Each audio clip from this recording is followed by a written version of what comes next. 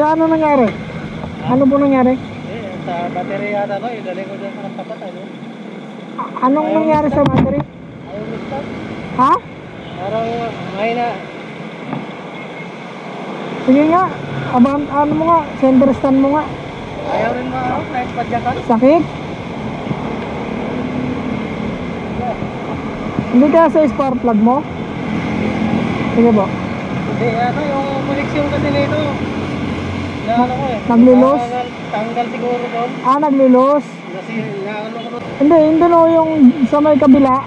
Dito lang ang malaking shop yun eh. Nagawa rin sila mga FI. Ano? Oo nga, ayun. Hindi, pag sauna. Baka natanggal yung ano, malakas na nawawala eh. Baka yung isa lang na kapit. Naglilos connection no. Ito lang, dyan lang naman yun. Para hindi ka naiikot. Kasi tutulak mo na naman pa ganun. Ito, ganun lang naman, diretso lang. Opo, tulak na lang kita kuya. Kesa mag-iikot ka pa dyan, tutulak mo. Parang pagod ka na, paangat pa naman dito. Dali pa ako ng Lopez eh. Dito? Oo nga, paangat. Di ba paangat dyan? Dali ka Lopez Village. Paangat yung ano dyan eh. Dali ka Lopez Village. Sige po, doon. May deliver kasi ako, kakalikutin sana natin eh. Baka sa ano lang eh. Baka yung mga wire nga lang na sinasabi niya po. Sa battery na to, baka yung pinapit ko dati na tawagan. O kaya baka may mga pulbos na yung sa ano, connection. Kaya hindi nag-aano masyado.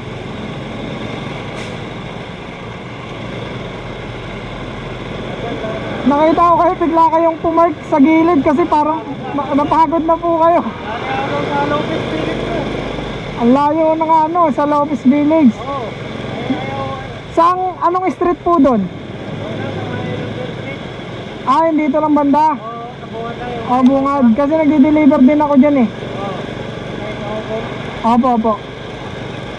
Yung bus ko. Sige, sige, diretso lang tayo ko. Total, pag ganun din naman ako eh, para di ka na magtulak.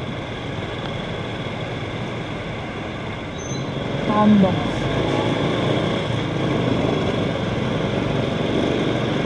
Lobo, sandok.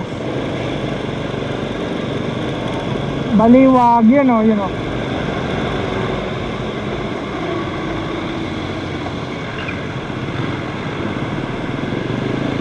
Yan. Meron pa yung kabila. Dalawa yan eh. Yan, dyan na lang. Malaking shop ko. Ingat ka ho, kuya. Ingat.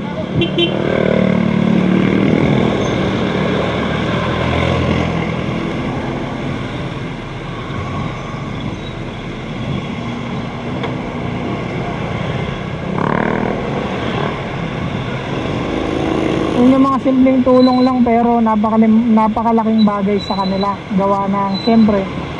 Yun nga, kagaya nun, sabi nga ni kuya, huminto na siya kasi napapagod na siya. So yun, maayos na yung motor niya ni kuya dyan.